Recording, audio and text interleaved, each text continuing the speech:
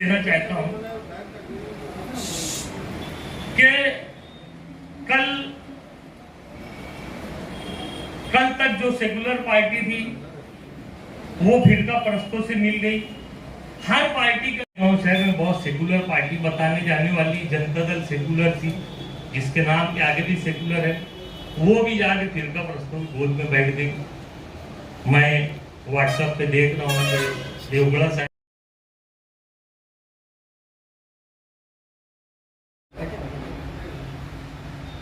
मुझसे पहले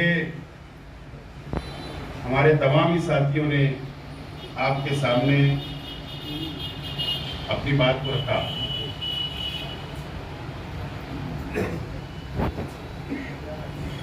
और मैं समझता हूं कि हमारे तमाम ही मुकर्रिर ने अलग अलग हालात के ऊपर शहर के अंदर हमारे खिलाफ की पार्टियां जो हालात बनाने की कोशिश कर रही है, जो शहर के आवाम को धोखा देने की कोशिश कर रही है, और जो लोग नूरा कुश्ती लड़ रहे हैं, तो तमाम ही बातें मैं समझता हूं मुकर्रिर ने बोला, अपनी बात को रखा।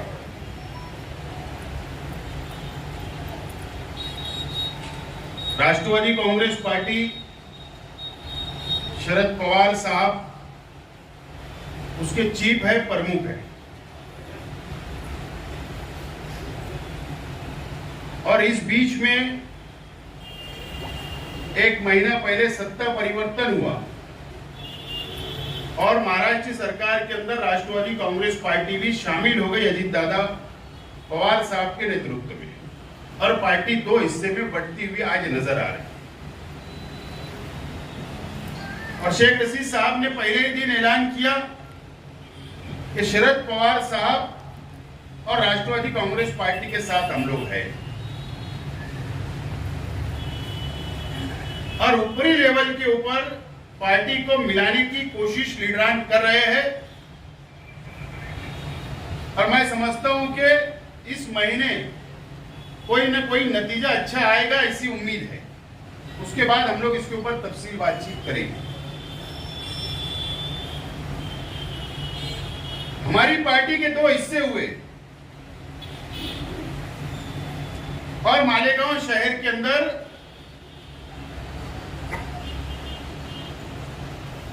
मेरे खिलाफ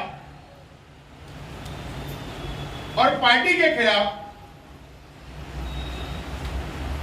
अंधभक्त लोग, जो अंधभक्त होते हैं ना, वो लोगों ने सोशल मीडिया के जरिए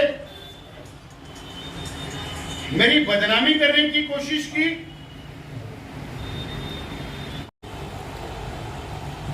तो हम लोग तो खामोश थे।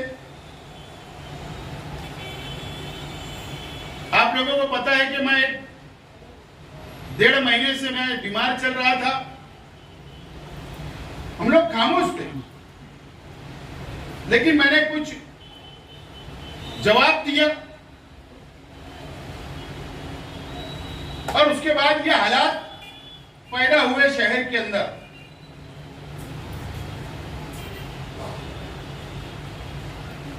अजीत दादा पवार साहब से मेरी खुफिया मुलाकात हुई। तो मुफ्ती साहब गेट पे पहरा दे रहे थे क्या? मेरी खुफिया अंदर मुलाकात हुई, भी गेट के ऊपर पहरा दे रहे क्या? क्या अजीत दादा बेल दबाए में तुम चाय लेकर आने वाले थे क्या? ये सवाल पैदा होता है। और राष्ट्रवादी कांग्रेस पार्टी के लीडर है अजीत दादा पवार, और सरकार में शामिल होने के बाद भी शरद पवार साहब को नेता मान रहे हैं, और हम शरद पवार साहब को नेता मानते। इसके लिए सरकार किसी की भी हो, हम शहर के विकास के लिए, शहर के डेवलप के लिए हम खुफिया मुलाकात नहीं करते। खुले तौर पर मैं जाकर मिला, अखबारात के अंदर खबरें आई, और शहर के विकास के लिए, शहर के डेवलप के लिए हम लोगों ने पहल वापस शुरू कर दी।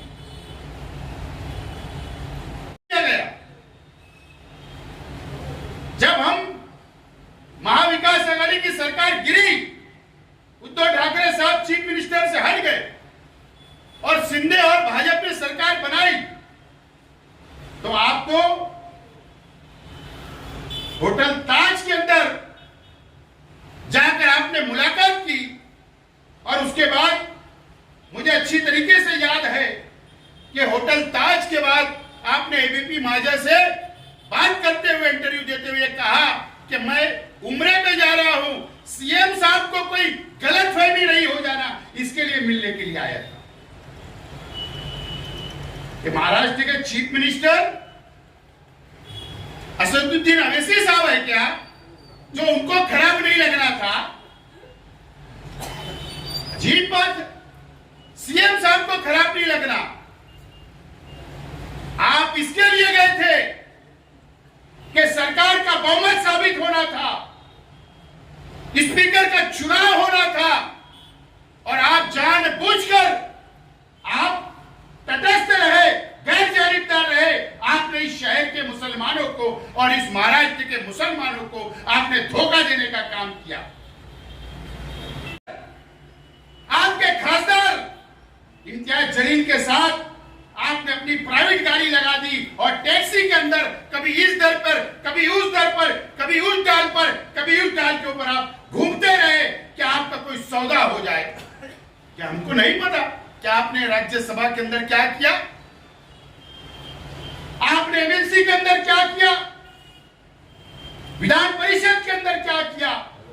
आपने डबल गेम किया और इस महाराष्ट्र के और इस शहर के मुसलमानों को धोखा देने का काम किया।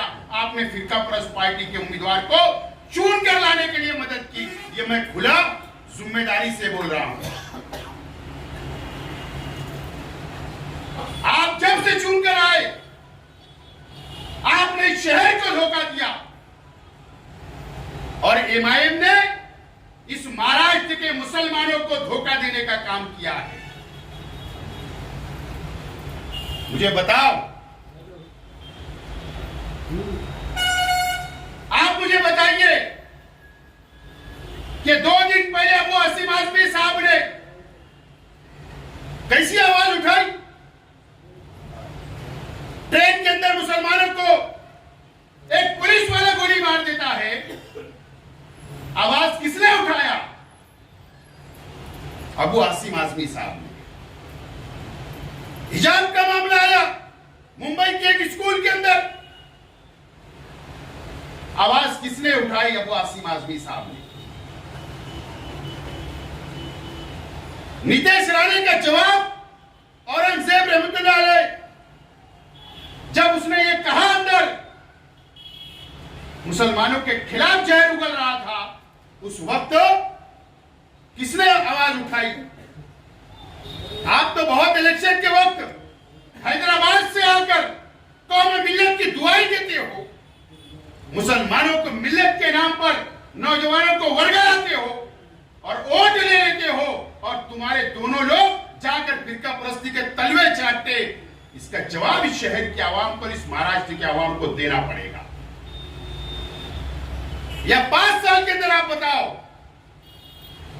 कि कोई कौम के लिए या मुसलमानों पर जुल्म हो रहा है, आपने एक आवाज अंदर असेंबली के अंदर उठाई क्या? ये जवाब आपको देना पड़ेगा। मेरा सवाल है, कब तक?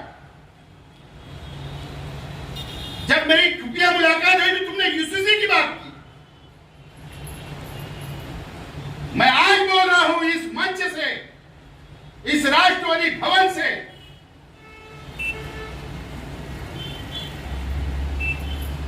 कि अगर जहां कौम की बात आएगी, जब मिल्लत की बात आएगी, जब मुसलमानों के खिलाफ काला कानून बनेगा,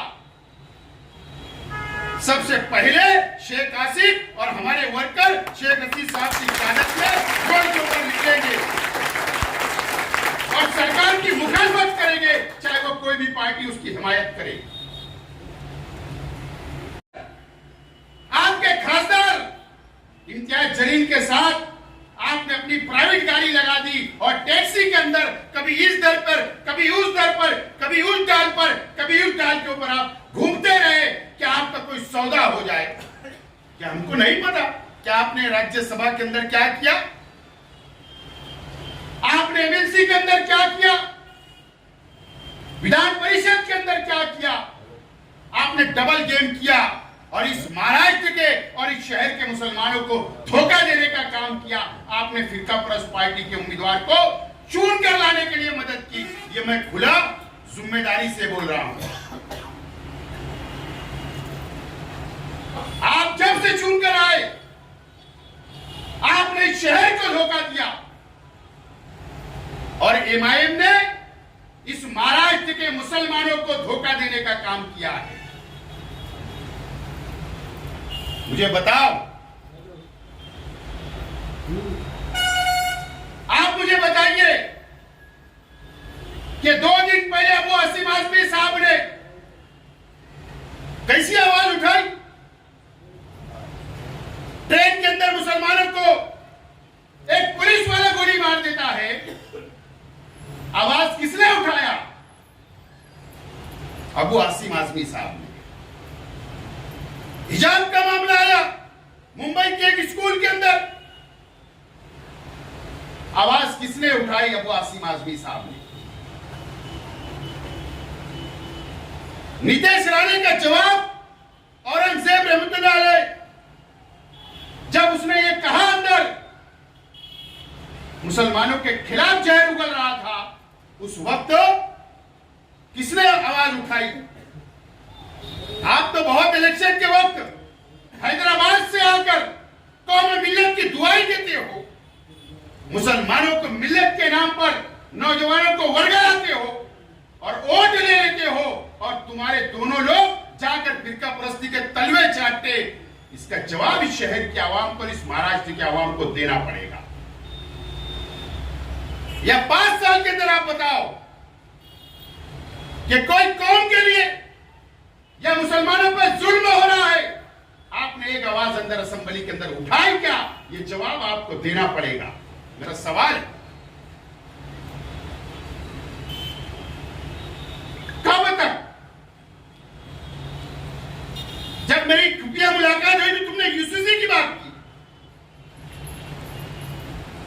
मैं आज बोल रहा हूं इस मंच से, इस राष्ट्रवादी भवन से,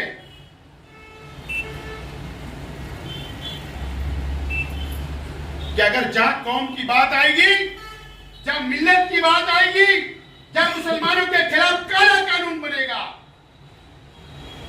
सबसे पहले शेख आसिफ और हमारे वर्कर शेख रशीद साहब की क़यादत में बोर्ड के ऊपर लिखेंगे और सरकार की मुखालफत करेंगे, चाहे वो कोई भी पार्टी उसकी हिमायत करे। मेरा सवाल है ये शहर के आवाम से, और यहां पर हमारे मीडिया के साथी भी है, मैं इनके ही चैनल के ऊपर देखा था, अभी बकरीद की, ईद उल अजहा की नमाज के लिए ईदगाह के ऊपर तकरीर की गई। क्या तकरीर की गई? जनरल बात, लेकिन कभी भी जुल्म के खिलाफ, दादा भूसे के खिलाफ, फिरका परस्तों के खिलाफ एक लफ्ज नहीं बोला गया। और यह बोला गया कि अभी तो 100 सिविल कोड यूसीसी का कोई ड्रॉप ही नहीं आया है, तो उसकी मुखालफत करने की क्या जरूरत है? उसके बाद आपने मस्जिदों से कहा यह बात, क्या all India Muslim personal law board ने ऐलान नहीं किया? क्या मुसलमान एतराज दाखिल करे? क्या जमीयतुल उलमा ने ऐलान नहीं किया कि मुसलमान एतराज दाखिल करे? जब लॉ कमीशन ऑफ इंडिया ये इतराज मंगाता है कि किसको ऑब्जेक्शन है, तो आपने यहां के मुसलमानों के अंदर बेदारी नहीं लाते हुए आपने all India Muslim personal law board की तहरीक को डायनामाइट करने का काम किया। आपको क्या डर था? क्या डर था कि मौलाना उमरान साहब, माफ करना मैं ये जुमला बोलने जा रहा हूं कि मौलाना उमरान साहब से डर था कि ट्रिपल तलाक के वक्त, एनआरसी के वक्त, all India Muslim personal law के बैनर के ऊपर जब मौलाना उमरैन साहब ने ऐलान किया कि एहतजाज करना है, सड़कों पर निकलना है, तो उनकी एक आवाज पर, all India Muslim personal law board की आवाज के ऊपर लाखों मुसलमान रास्ते पर निकले कि आपको फिर डर था कि यूसीसी के मामले में फिर मौलाना उमरैन अगर आवाज देंगे तो लाखों की आवाम रास्ते पे निकलेगी, कि आपको डर और खौफ है। इसके लिए आपने डायनामिट किया तहरीक को। और अगर हम लोग एक प्लेटफॉर्म में किसी को भी चुनना होता है, मजहबी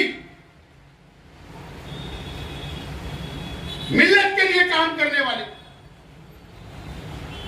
और all India Muslim personal law board के अंदर तमाम ही मसलक के उलमा है, और इसके लिए हमने जिम्मेदारान ने फैसला किया और हम लोग वहां पर मौलाना उमरैन से मिलने गए, हिमायत दी, बेदारी लाई, और जितना हमको जिम्मेदारी अदा करना थी हमने वो अदा की। और जब भी अगर ऐलान किया जाएगा ये काले कानून के खिलाफ में, all India Muslim personal law board जब भी ऐलान करेगी हम लोग बढ़ चढ़कर हिस्सा लेने के लिए तैयार हैं, हर वक्त तैयार रहेंगे।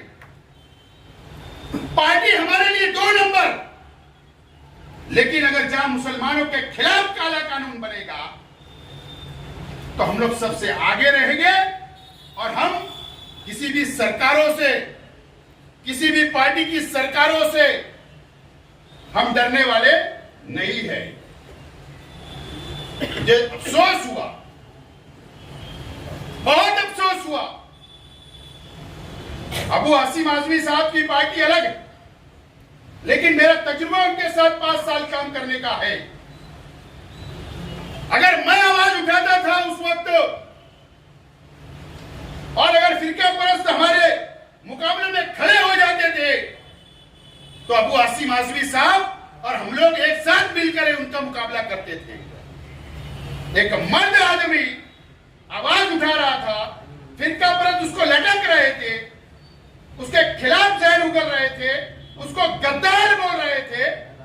आप, और अफसोस के साथ बोलना पड़ता कि जितने मुस्लिम लीडरशिप थी अबू हासिम आजमी का साथ देने के लिए खड़ी नहीं हुई। ये बहुत दुख की बात है। और उसके बाद आप पाखंड करते हो, शहर में शहर को धोखा देने का काम करते हो।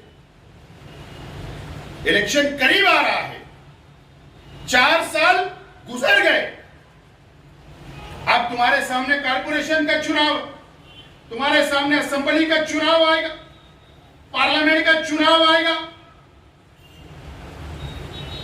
जो लोगों ने तुम्हारे साथ में मिलकर आपको चुनकर लाने की मेहनत की, आपने 4 साल नजरअंदाज किया। अब ये शहर हिसाब मांगेगा, तो क्या हिसाब दोगे? ये शहर हिसाब मांगने वाला है, तो क्या हिसाब दोगे? तो आपने जनता दल के ऊपर इल्जाम लगाया कि टेंडर मैंने उनको दिया था और उन्होंने काम नहीं किया, बिल खा गया। बहरहाल चोर तो दोनों में से कोई एक है, और झूठ तो कोई बोल रहा है, ये तो बिल्कुल सच है। और मुझे शक है कि शहर के अंदर कारपोरेशन की रोड जहां बनती थी, कारपोरेशन के फंड से जहां रोड बनती है, जानबूझकर उसी रोड के ऊपर एमएलए फंड डाला जाता है, काम कारपोरेशन के फंड से और बिल पीडब्ल्यूडी से निकलता, ऐसा मुझे शंका है, शक है। इसकी इंक्वायरी अगर होती है तो बहुत कुछ सामने आ सकता है। मुझे हमारे पड़ोसियों से कोई दोस्ती नहीं है, इन्होंने जैसा किया वैसा भरना पड़ रहा है इनको भी। और ये कोई दूध के धुले हुए नहीं है जनता दल के लोग, और ना वो दूध के धुले हुए हैं। सिर्फ हमारे डर और खौफ से, हमारी ताकत से, हमारे वर्करों की ताकत से ये एक होते हैं।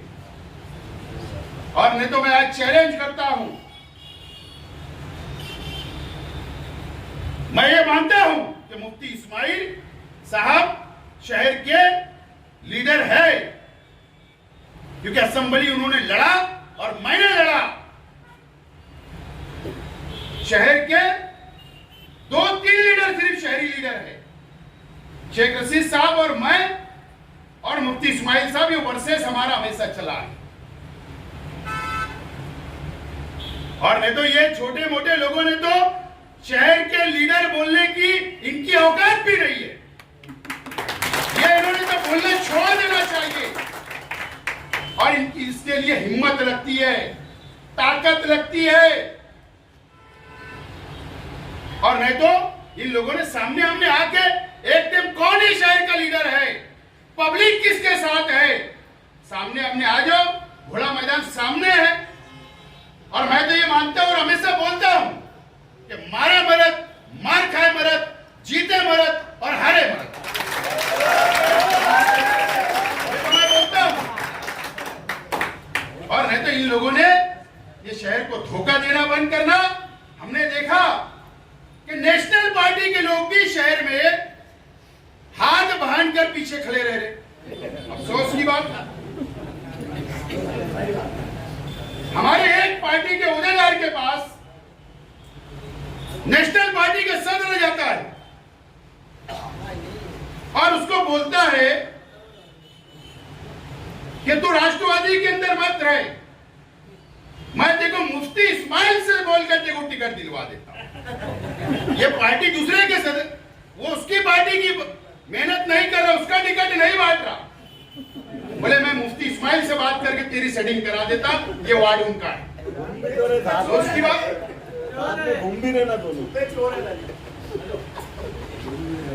ये शहर को कब तक धोखा दो, कब तक धोखा दो। और ये लोगों ने तो हमारी पार्टी, हमारे वर्करों से, हमारे लीडरान से इन्होंने तो बहस नहीं करना चाहिए। क्योंकि मैं इसलिए बोल रहा हूं कि एक आदमी होता है ऊपर से बहुत खूबसूरत, बहुत नूर और बहुत साफ किरदार का होता है। इंसान की फितरत होती है, लेकिन इंसान ऊपर से कोई भी कलर का रहे, अंदर से काला नहीं होना चाहिए। और मैं आज से नहीं देख रहा हूं ये 4-5 सीट के लिए जो ये ब्लैकमेलिंग करने का जो सियासत है शहर में शुरू हुई। मुझे मालूम है कि स्टैंडिंग चेयरमैन मैं बन जाऊंगा, 5 लाऊंगा, 7 लाऊंगा तो मुझे महापौर बना देंगे, डिप्टी मेयर मैं बन जाऊंगा, ठेकेदारी करूंगा, हरामखोरी करूंगा, करप्शन खोरी करूंगा कारपोरेशन में जाके। सिर्फ ये मकसद है इनका। ये शहर से इनको कोई लेना देना नहीं, ना ये कोई झोपड़पट्टी के आवाम से, ना पक्के मकान के आवाम से, ना बुनकरों से, ना मजदूरों से, ना गरीब से, ना अमीर से। इनको कोई लेना देना नहीं है। इनके जाति स्वार्थ के लिए, जाति मुफाद के लिए ये लोग शहर में सियासत करते हैं। मैं इनको आज से नहीं देख रहा। मैं पहली मर्तबा कारपोरेटर बना, इजाज उमर साहब मेरे साथ, हम लोग पहली मर्तबा चुन कर आए। और ये कई लोग तो मेरे से पहले कारपोरेटर थे। अब शेख रशीद साहब भी कई लोगों के बाद मेंबर बने, सदर बल्दिया बने, एमएलए बने, और एमएलए रहते हुए मुझको मेयर बना दिया। और सरपरस्ती में एमएलए भी शेख रशीद साहब ने मुझको बना दिया। ये मेयर की कुर्सी तक नहीं पहुंची। तो कहां से अपने से खुश रहेंगे? हसद और जलन और दिल में काला, ये कभी तुम मिटा नहीं सकते। ये फितरत उनकी बन चुकी है कि तुम्हारे साथ ये कभी रह नहीं सकते और हमेशा तुम्हारे मुखालिफ रहेंगे। जहर उगलने का काम करेंगे, क्योंकि उनके सामने का बच्चा जो पीछे से आया उनको ओवरटेक करके विधानसभा के असेंबली के अंदर बैठकर कभी बर्दाश्त होगा। मैं आज आपको सच्चाई बयान कर रहा हूं, ये कभी बर्दाश्त नहीं होगा। और ये बंबई के अंदर मुझे मालूम पड़ा कि कुछ लोग की दुकानें बंद हो जाती है, कारपोरेशन में हमेशा रोजी रोटी, पूरा खानदान वही रोजी रोटी खा रहा है, दुकानें बंद, फिर इलेक्शन आ रहा है। आप लोगों को, मीडिया वाले को पता नहीं है, नगर उद्यान के जो काम 8 करोड़ के निकले, हजारखोरी पहली गली का, मालेगांव सुलेमानी से लेकर मालेगांव स्कूल तक, ये कारपोरेशन का हिस्सा है उसमें। लेकिन ये काम जो बांटे गए 12% लिए गए, 12% से, और ये पैसा मुशारत चौक में जमा हुआ। और डीलिंग हाईवे की एक होटल के ऊपर चिकन चिल्ली के साथ हुई, 12%। दूसरा नाराज था, उसको 1 करोड़। कोई ब्लैकमेल करता, मैं बहुत पहलवान हूं, मैं तो ऐसा कर देता हूं, समाज पलट देता हूं, बहुत नाराजगी, 2 करोड़ का काम 12% में खुश। कितने टक्के और कहां पर दिए गए मुझको सब पता है। और उसके बाद जिन लोगों ने हमेशा कारपोरेशन की रोजी रोटी खाई, आज वो लोग मुशारत चौक के लीडर से कहते हैं कि आप फिक्र मत करो, जो नाराज है मैं लाऊंगा। और मुंबई के अंदर नेशनल पार्टी के सदर भी, 7 कारपोरेटर वाले भी एमएलए के साथ बैठक करते हैं और बोलते हैं कि फिक्र मत करो, जनता दल वालों को भी हम साथ में लाएंगे, फिर एक महागठबंधन बनाएंगे और फिर शेख रशीद परिवार को हम खत्म करेंगे। मैं आज उन तमाम लोगों को बोलना चाहता हूं कि जब तक ये शहर की आवाम, ये शहर का गरीब, ये शहर का वर्कर जब तक हमारे अपने परिवार के साथ है, शेख रशीद साहब के साथ है और अल्लाह हमारे साथ है, तो हमारा बाल भी बांका नहीं सकते। और जिस दिन शहर की आवाम चाहेगी और अल्लाह चाहेगा उसी दिन हम ये शहर से खत्म हो सकते हैं, नहीं तो तुम हमको खत्म नहीं कर सकते। आज मैं एलानिया बोल रहा हूँ शेख रशीद साहब कि ये तमाम ये जो इनके धंधा शुरू है, ये सिर्फ सत्ता के लिए, अपने मुफाद के लिए ये एक होते हैं। तो कोई रुकावट सबसे बड़ी है, अगर ये करप्शन करते अगर कोई रुकावट बनता है तो शेख आसिफ, अगर ये भ्रष्टाचार करते अगर कोई रुकावट पर बनता है शेख आसिफ, अगर ये कब्रिस्तान की जमीन बेच के खाते हैं अगर कोई रुकावट बनता है शेख आसिफ, कि इसका दबदबा क्यों रहता है, इसकी बात क्यों सुनी जाती है प्रशासन में, इसके लिए सबसे ज्यादा खटकने वाला है। और मैंने इनकी कभी परवाह नहीं की।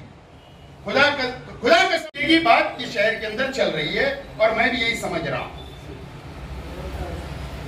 दोस्तों और साथियों, आज ये पार्टी ऑफिस के ऊपर मीटिंग लेने का जो मकसद है, हम एक एक चीज का जवाब देना सीख जाए, हमारे वर्कर भी, हमारे जिम्मेदारान भी। और यकीन जानो, मैं माफी के साथ कुछ लोगों से बोलना चाहता हूं कि शहर के अंदर जब छोटी छोटी पार्टियां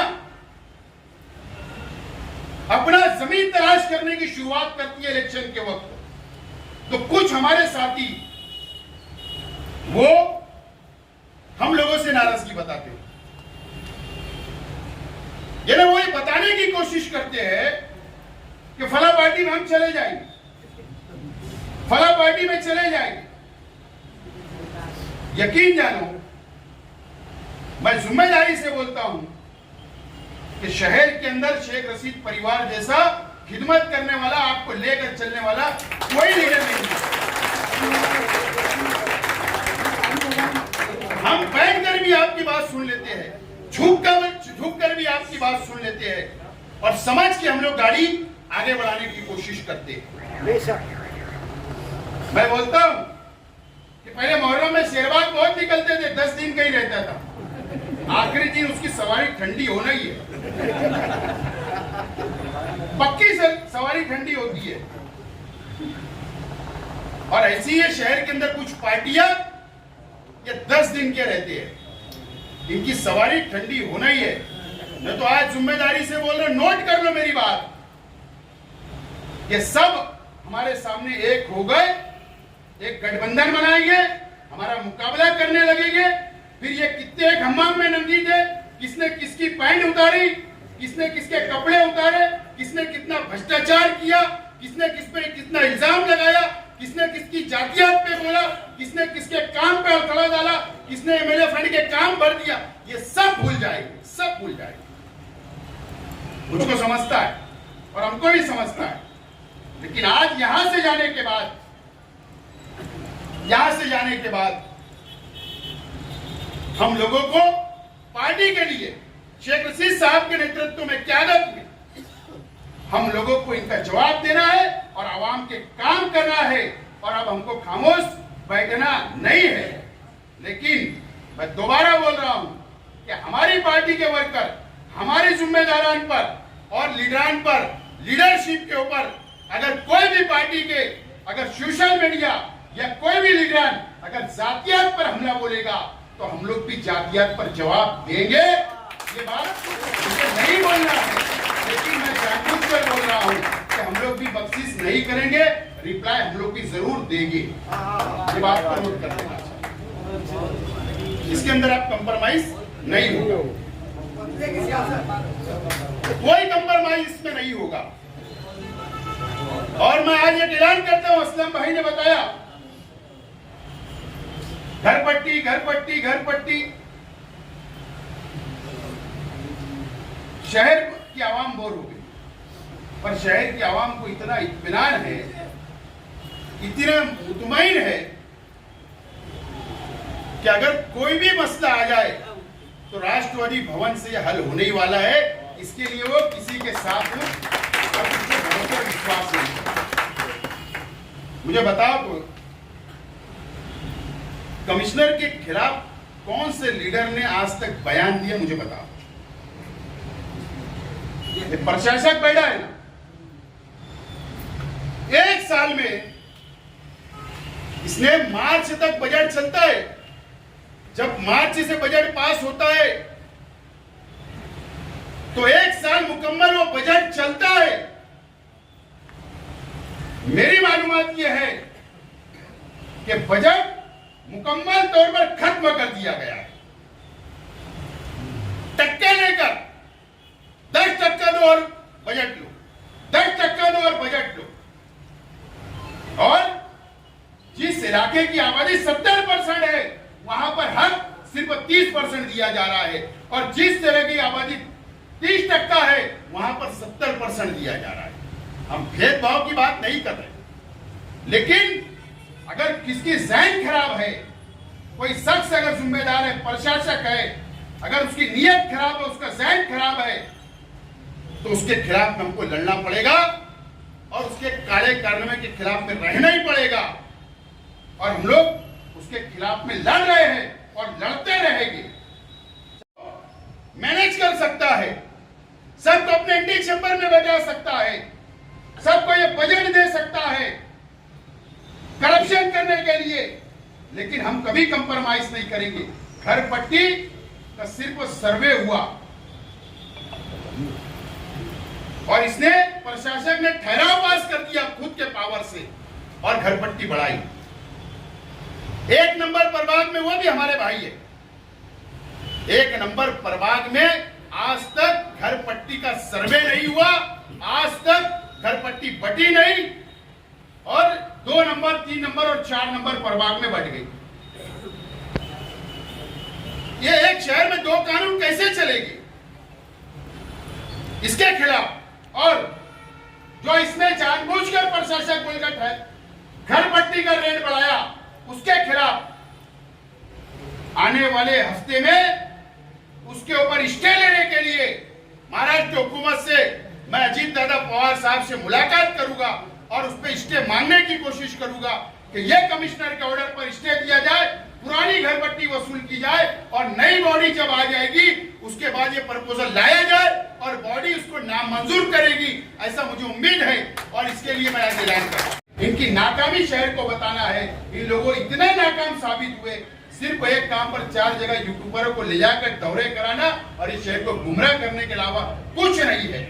इसके लिए हम लोगों को इनके खिलाफ रहना है और आने वाले दिनों में हमें उम्मीद है कि हमारी पार्टी वापस एक होगी, वापस बड़े लीडरान के अंदर सुलह हो जाएगी और एक पॉलिसी विचारधारा के ऊपर, सेकुलर विचारधारा के ऊपर, अगर आज हमारी पार्टी अगर सरकार में शामिल हुई लेकिन हमारी विचारधारा पार्टी की और हमारे वर्करों की विचारधारा और हमारी अपनी विचारधारा जो सेकुलर है, सभी समाज सभी धर्म को साथ देकर चलने की, इंशाल्लाह उसके अंदर बाल बराबर भी फर्क नहीं आएगा। यह हमारी अपनी जिम्मेदारी है और हम इसके लिए लड़ते रहेंगे। ज्यादा वक्त नहीं लेते हुए आइंदा हम लोग ऐलान करेंगे, हो सकता 15 अगस्त से पहले या 20 अगस्त से पहले शेख रशीद साहब की क़यादत में एक बड़ा जलसा हो और वहां से हम लोग इन लोगों के खिलाफ, ये शहर के विकास के लिए, शहर के डेवलप के लिए, हमारे मुखालिफ का जवाब देने के लिए एक बड़ा जलसा लेकर हम लोग वहां से हमारा आगाज करेंगे। और इंशाअल्लाह हमें उम्मीद है कि कॉर्पोरेशन का चुनाव, असेंबली का चुनाव हो, पार्लियामेंट का चुनाव हो, हम लोग फिरका परस्त ताकतों को हम लोग नाकाम बनाने के लिए एकजुट होकर हम लोग आगे बढ़ने की कोशिश करेंगे। ये हमें और हम सब लोगों को आज यहाँ पर उठने के बाद ये तय करके यहाँ से निकलना है।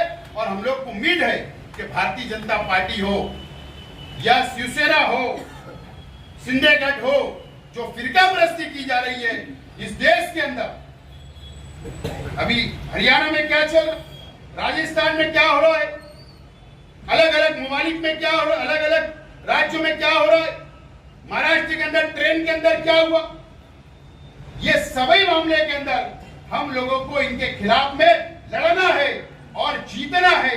इतना ही बोलते हुए आज की मीटिंग के लिए आप लोग बड़ी तादाद के अंदर आप लोग शरीक हुए, मैं आपका शुक्रिया अदा करता हूं और मीडिया के भी साथियों को शुक्रिया अदा करता हूं और मेरी बात खत्म करता हूं। शुक्रिया, खुदा हाफिज, अस्सलाम।